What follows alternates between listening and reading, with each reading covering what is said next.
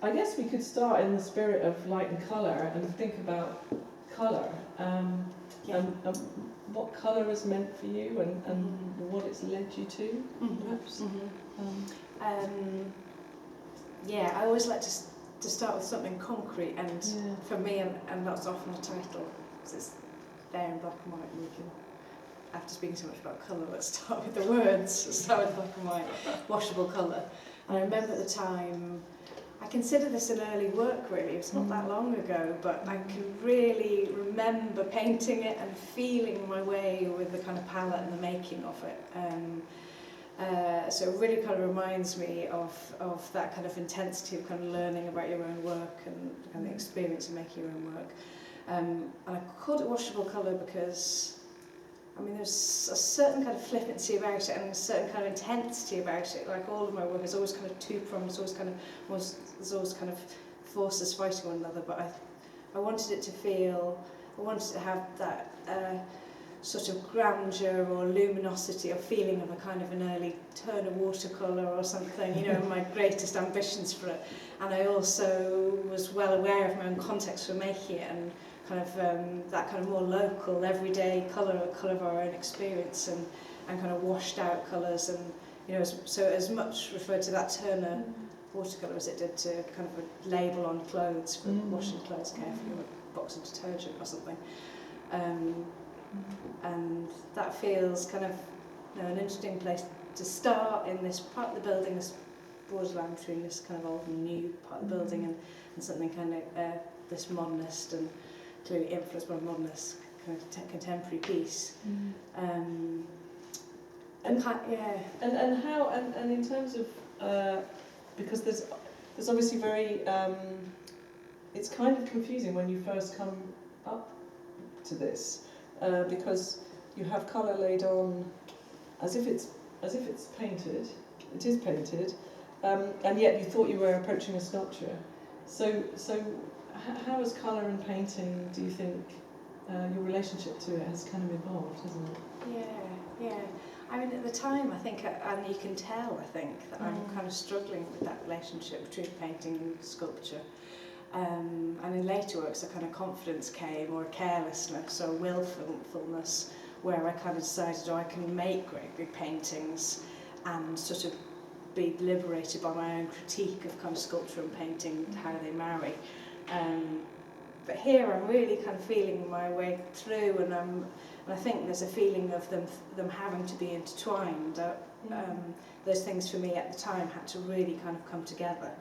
And I was making paintings on big sheets of canvas, and I'm kind of cutting up and editing and sort of laying on the floor and kind of aware of this kind of negative space, this kind of stuff around the painting as kind of being important, and then propping the things up, as you know, and trying to make them deal with gravity, and this one and a few works that I made kind of around the same time, where they really depend on the wall.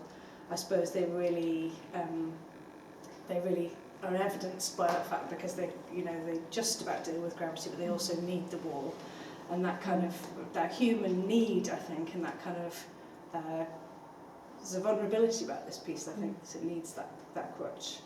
And even in the way it's painted, I think the painting of it kind of really evolves as you go around. You can see many different types of painting, not only the painting on canvas, but painting on metal and painting on different types of surfaces, and a kind of editing of them together. And interesting that Katie Dove has the exhibition on now, because I always did think of that chop and change between a different kind of paint on a different kind of surface, having a kind of jarring effect with another that made you sort of stop kind of staccato, and then another part of the sculpture having a kind of a flow, and the kind of edginess or intensity about that kind of liveliness or life in a work, that that you can allow the kind of the other stuff, the gallery and the framing and the domestic and all of those other things to kind of complete the work. But what a great artwork or a meaningful artwork needs to have is that kind of sparky something,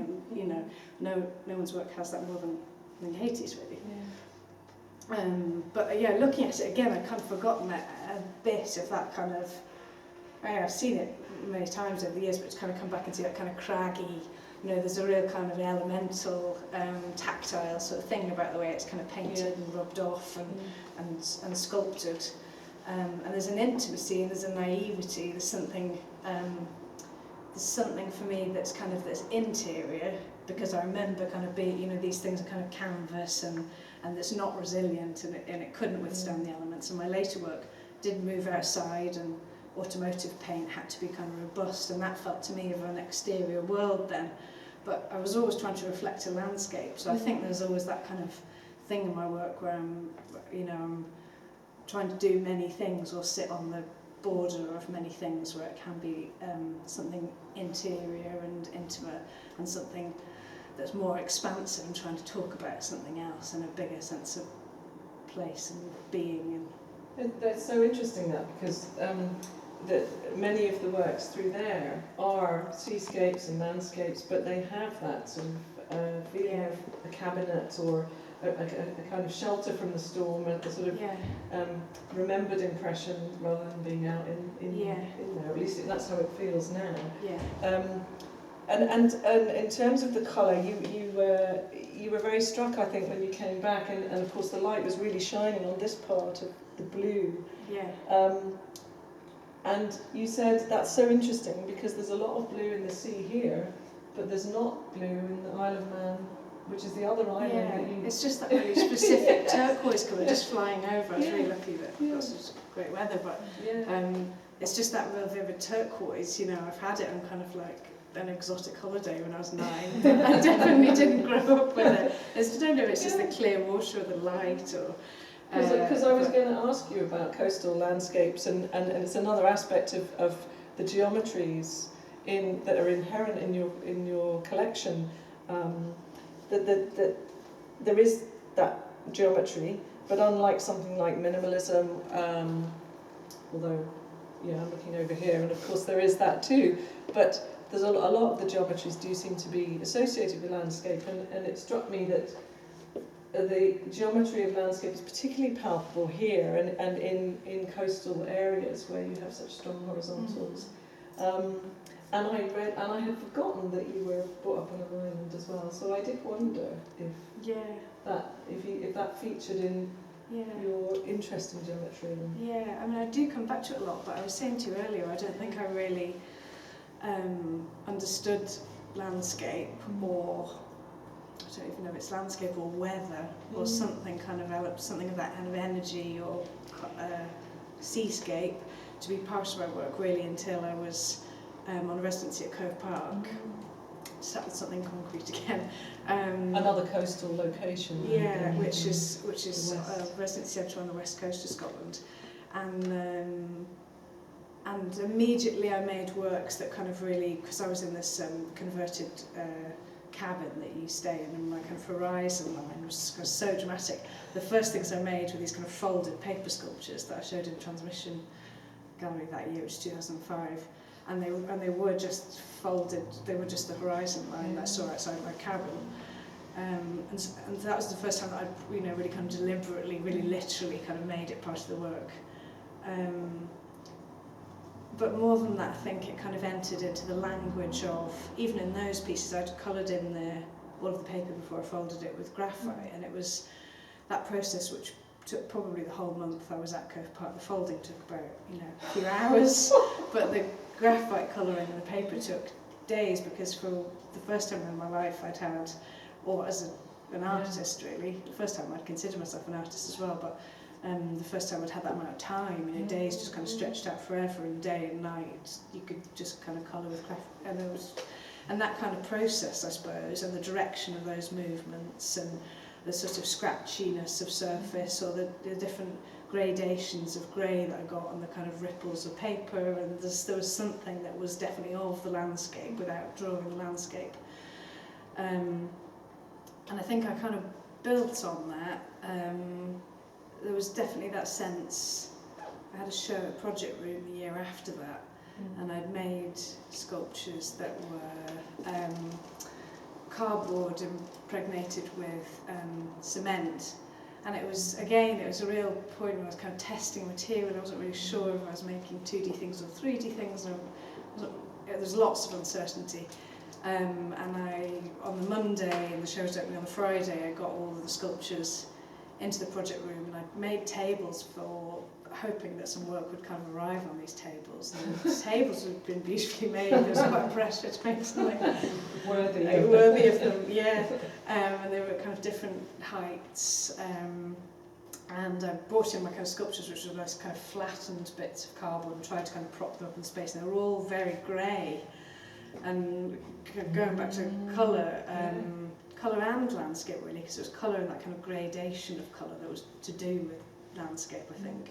And with it being that kind of grainy cement thing, it was colour to me has always been more than colour. I had to be convinced of it as a kind of medium. You know, the materiality of colour has always been important to me. And so I was kind of struggling with these sculptures and this kind of greyness, and I wasn't sure I was so sort of frightened of colour in a way that I had to be so convinced of every kind of permeation of colour, for every kind of hue, different hue to kind of come into the work. And but I read this poem at the time by a Greek poet, Yanis Ritsos. I've tried to find this poem ever since, and I can't find it. It really is a foundation of your practice, and you can't. Ghost poem. It's kind of disappeared into the ether. But I think it was called The Blue Woman, and one of the lines in it was hanging away of dressing. And I called the show Hanging Away of Dressing. So I must have kind of known about the poem when I was kind of planning the show, but it sort of drifted in and out of my head.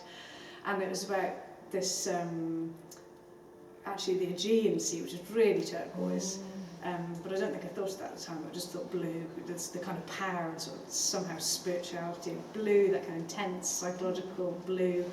And this was about this woman who dipped herself in the sea, and her and all of the buildings turned this kind of really vivid blue, these kind of different shades of blue. And so in a kind of panic moment, honestly, I got my cement and squeezed tons of acrylic blue paint into it and started to paint the sculptures. And in an effort to get the same blue each time, you know, when that kind of dried up, I'd sort of squeeze more paint, it was kind of drying differently. And so as the sculptures went round, every blue was slightly different, and it was like that just subtle kind of tonal variation, kind of brickwork. And so things started to look all of a sudden more like architecture, or things happened with paint that were structural and were powerful and were meaningful, which is kind of what I wanted from paint, because I couldn't get to grips with the idea of paint being only decorative, only the surface for kind of decorating sculptures to make them kind of more flamboyant or something. So it was really, I had a good feedback from it. It was a good, you know, it kind of convinced me of that, the way I could use paint. And I think also it kind of protected me from feeling like a painter, because mixing it with cement and PVA, I was getting a kind of a residue of something else other than colour. There was a kind of storytelling about it that was of landscape and oceans and kind of froth and things that felt like it was adding a kind of subtext and an energy that kind of drove the works. And yeah, and then it was only blue. It was only blue. I kind of started really simple, and the cement, there was an unpredictability about the cement because I never really knew how it was going to dry. So I could be kind of quite brazen with colour and then allow the cement to kind of change it or morph or add kind of grey tones to it. So that was definitely significant.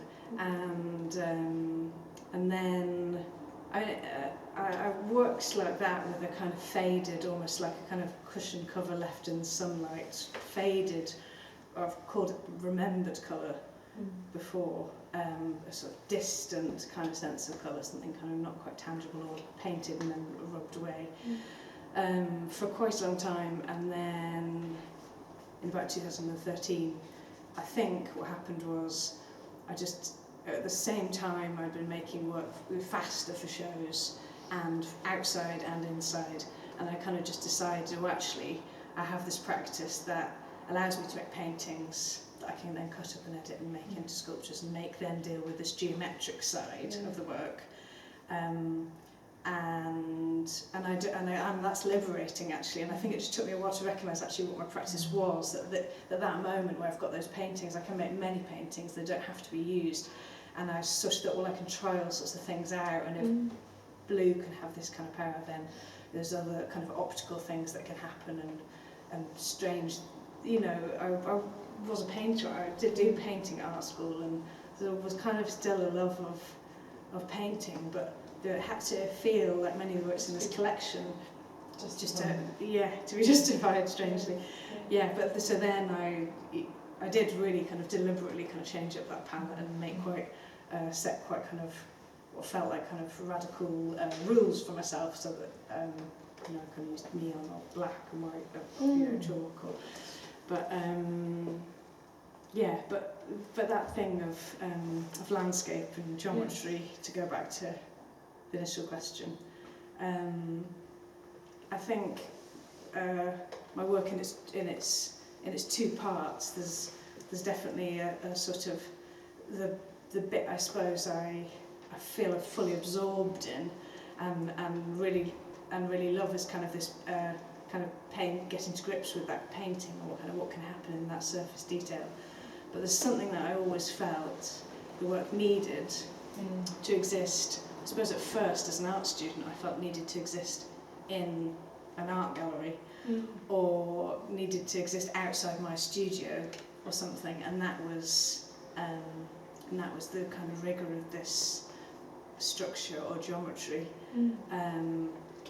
And so the work's always felt like it's needed to be kind of contained or framed or held up or something by something that came from a more difficult place. Actually, it's something that wasn't natural to me. A struggle to think about things in 3 dimensions.